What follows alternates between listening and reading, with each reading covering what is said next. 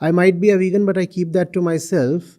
And I allow myself a moral green card. I have done well. I am a vegan. I am not hurting anybody. What do I do if my neighbors are all very violent people? I have not caused that. I can do all that. All that stops when I say that if I know of it, that alone is sufficient to make it my responsibility. Also, it is my responsibility to know more and more. It's my responsibility to know more and more of what's going on outside and inside. And once I know of something, if I still don't act, if I don't own up things, then I am a big hypocrite. So that sense, that responsibility, not responsibility, that love has to be awakened. And if that love is not awakened, I just do not see our own species surviving.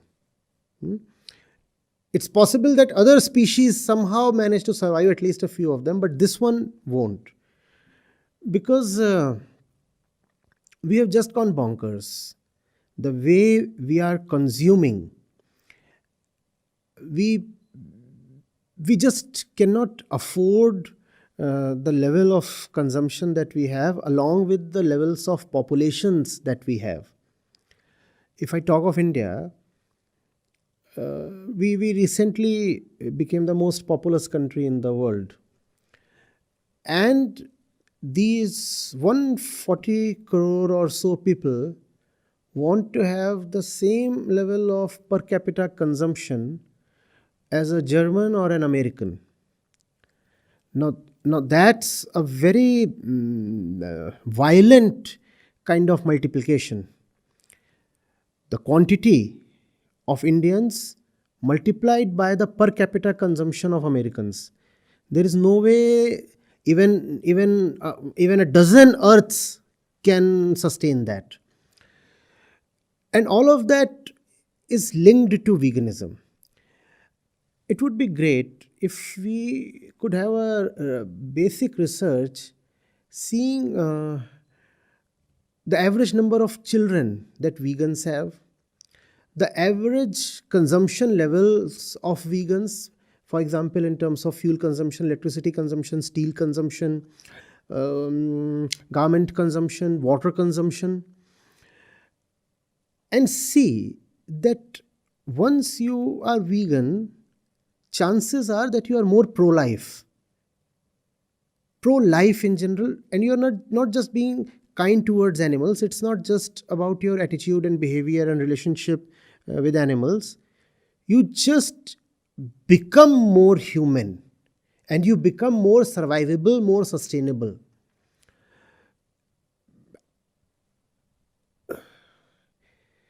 I could go on and say we could talk of terrorism, we could talk of sectarianism, totalitarianism, all kinds of bad things and isms that are plaguing us today, and figure out a relationship how the solution has a synonym called veganism. If I say veganism is the solution to terrorism, that will sound absurd, obviously. But whatsoever is the solution to terrorism, veganism is its synonym. So these have to go together. If you are with the planet, if you are with everybody who is on this planet, if you are with basic sense, basic sensibility, with consciousness, you have to be a vegan. And you cannot be a vegan and say, I have 4 kids. Every new kid that takes birth today is definitely going to cause great loss to a large number of species.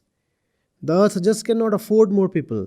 So veganism has to go hand in hand with antinatalism. You cannot be a vegan couple and say we want to have lots of kids. That's like indirectly killing so many animals. and several other choices as well.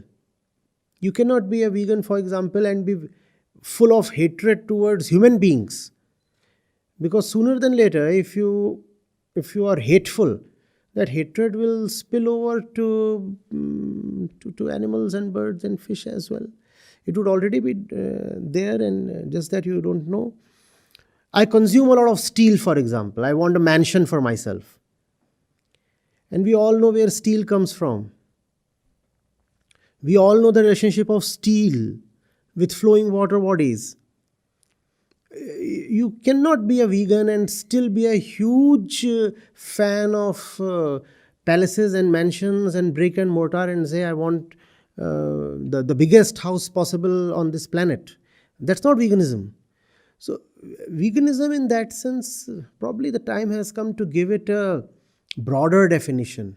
A broader definition with a more clearly defined center, and that might just help more people to relate with it and understand what's going on. Otherwise, still, at least that's the scene in India, people think of veganism as something to do with food. If you don't eat something, you are vegan. Vegans are those who exclude certain food items from their diet. Now, that's such a restrictive definition of veganism. Even as you would say, dyed in the wool vegans, they would talk of veganism as diet and clothes, and maybe attitude towards animals. Okay, I find a stray dog limping, I give it some medical care, so I am a vegan. No, that to me, that's a bit narrow. I'm sure you too have been thinking about it and would throw some light on it. But to me, that's very restrictive, and also that limits its appeal.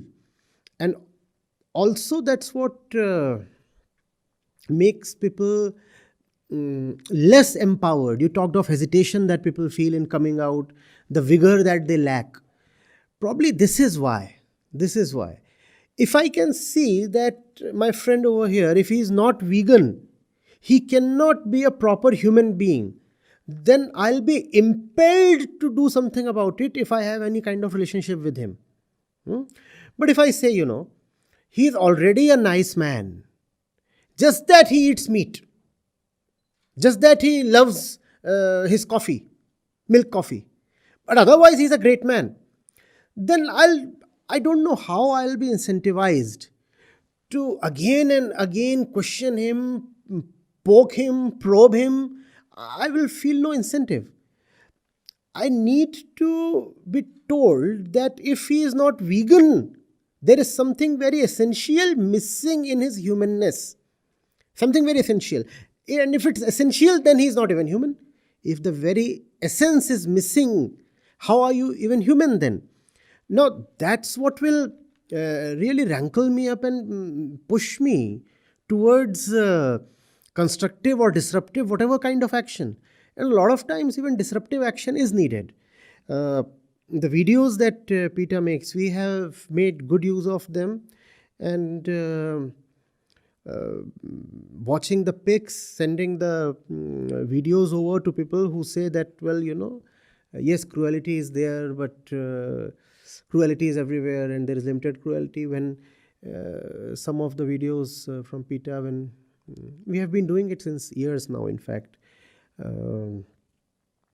I came across some of the activism that you have personally undertaken and those pics, and yes, as you said, they are disruptive, and people need to be shocked, and that's what makes them think. Otherwise, we are just too well adjusted in our existing ways. We feel all is okay. That misplaced confidence is killing the animals and also our species. But what you said so many things that I would riff off because I can't help but agree with them.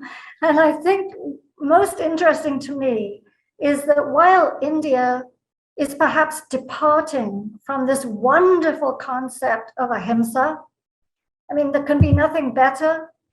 A true vegan means ahimsa in its proper meaning. Because, as you say, it's not just about this dog or this food or this jacket, or it's about an understanding of nonviolence. It's an understanding of respect. It's an understanding of consideration. It's about love, if you will. I mean, you don't have to love, but you have to be considerate and respectful. Recently, when we were talking about people being afraid to say something when they really must, everything depends on people speaking out. And you never know what's going to stick and what isn't going to stick. What you know is if you say nothing, nothing is going to stick. So recently I was in Mumbai just for a little while, and I did a demonstration by taking a public shower. It was all very modest. It was just the illusion that it was a public shower. And people criticized me on Twitter, and they said, why is she doing this? Why can't they just threw rocks at me? And I thought, it doesn't matter, because if one person thought about it and took in that message that the whole world is in trouble because just a little meat meal is the equivalent amount of water as showering for a whole week. It's that much. Facing drought. India is facing more drought than almost anybody except Africa. It is a critical thing. They said, why doesn't she do this in Europe? Why doesn't she do this in the United States? How dare she do this in India? And I thought, well, India needs to hear this lesson. I also do it in the US. I also do it in Europe. The world needs to hear this lesson. And Europe and the US are using more water than anybody in India, but India will bear the consequences. So we all need to do as much as we can and share our information with each other so we can save ourselves collectively. Look after each other as brothers and sisters collectively, and break down these barriers of nationalism, genderism, all these isms that are the wrong isms that are separating us from each other. And instead of, when you hear a new idea, putting up a barrier and responding with hate and venom, we need to try to break that down and say, I'm just talking to you about something I heard, a fact I know. I didn't always know this. I'm grateful that someone showed me these things, and I am sharing them with you. So together, independently, if you like, we can change the world into being a kinder place. As someone once said, a famous person whose name I can never get right, said there are three things in life that are important. The first is to be kind. The second is to be kind. And the third is to be kind. And if you are kind, that's really all you ever need to do to get through life as a decent person. I honestly believe that. Perhaps you do too.